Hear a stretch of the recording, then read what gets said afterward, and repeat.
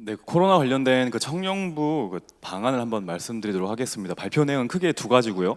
하나는 현상에 대한 이제 분석을 했고, 그 분석 결과에 따른 결과를 세 가지 방향으로 이제 말씀드리도록 하겠습니다. 이제 분석을 해봤습니다. 총 분석 인원은 189명이었고요. 어떠한 설문조사가 나왔는지 하나씩 말씀드리도록 하겠습니다.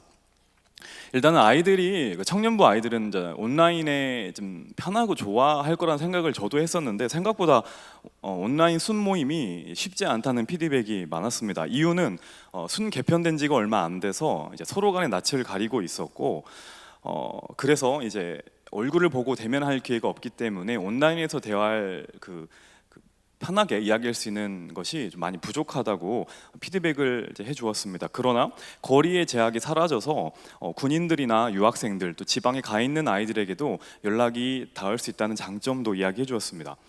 어떤 방법으로 진행했는지를 물어봤습니다. 대부분 카카오톡이 많았습니다. 화상을 이용할 줄 알았는데 생각보다 화상이 어색하다고, 그리고 아예 청년들 같은 경우 이제 한참 외모에 이제 관심이 많을 때라 화상을 켜고 자기 얼굴에 실망한 나머지 끄기도 하는 거고요. 여러 가지 이유가 있었던 것 같은데 이제 카카오로 이제 단체톡을 1청년 같은 경우는 대부분 거의 90% 이상이 단체톡을 이용했고요. 2청년부 같은 경우는 회사 그 회의 진행에 익숙해 있었던지 조금 더 낮은 비율로 카톡을 이용했었습니다. 현장에 참여할 것인지를 물어봤습니다. 약 75%의 청년들이 참여하기를 희망했습니다. 그리고 한 가지 더 청년들만의 조금 특성이 있는 예배를 원한다는 피드백이 많았습니다. 이건 또 차후에 설명드리도록 하겠습니다. 대안입니다. 대안은 세 가지 방향으로 말씀드리겠습니다. 첫 번째는 양육에 대한 방향인데요. 순모임 요일과 시간을 다양화하기로 했습니다. 왜냐하면 아이들 바쁩니다. 생각보다 알바나 지방이나 여러 가지 이동해야 될 게 많기 때문에 예배 후에 꼭 그 시간에 모여서 순모임을 한다는 개념을 파괴하기로 했습니다. 그래서 순끼리 요일과 시간을 정해서 편하게 나눌 수 있도록 요일과 시간을 다양화하기로 이야기가 되었습니다. 그리고 카톡으로 이제 회의가 많이 진행되다 보니까 아무래도 카톡에서 제공해 줄 수 있는 컨텐츠가 필요하다는 걸 느꼈습니다. 그래서 관련된 자료를 이제 온라인 영상팀 사역팀과 함께 제공하기로 이제 이야기가 나누고 있습니다.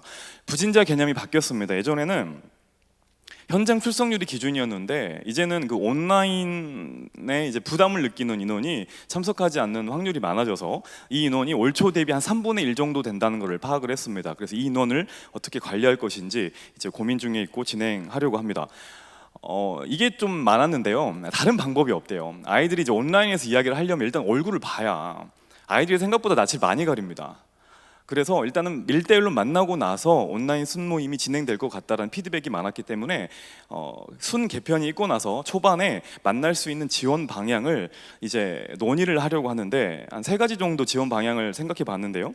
첫 번째로 순모임 활동비를 한 학기 한 번 정도 모여서 카페에서 모일 수 있게끔, 아니면 여러 가지 장소를 대여할 수 있게끔 순모임 지원비를 제공하기로 했고, 교회는 여러 가지 빈 장소를 좀 교구와 미준팀에게 양해를 구해서 협조하기로 했고요. 주변의 카페를 시간대별로 빌려서 그 시간을 이제 아이들이 사용할 수 있도록 이야기해 보려고 하고 있습니다. 두 번째 대안이 이제 예배에 대한 측면인데요.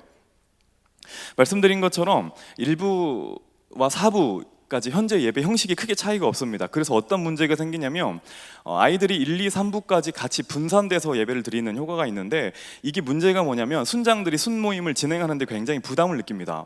보통 4부 예배 끝나고 모여서 순모임을 해야 되는데 1, 2, 3부 예배를 드리고 흩어져 버리기 때문에, 그래서 4부 예배를 조금 더 특성화시켜서 청년들이 이때 공동체성을 느낄 수 있는 예배가 진행될 수 있도록, 그래서 특히 역동성이 증가된 예배를 기획하고 있고요. 이인호 목사님께 말씀을 드렸고 조만간에 이 방식이 시행될 것 같습니다.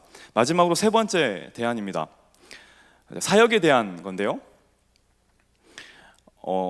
청년들이 일단 모여서 사역을 했는데 이제 모이기가 힘들어졌습니다. 그래서 모이기 힘든 대신에 온라인 사역팀을 특화시켜서 이 사역팀 위주로 여러 가지 가지치기 형식으로 사역을 개편하기로 이제 했습니다. 그리고 나서 얘들이 영적인 필요를 갈망하고 있기 때문에 이제 현재까지 계속 진행하고 있는데 1청년부는 드림홀에서 인원수 제한을 받고 현장에서 기도회를 진행하고 있고요.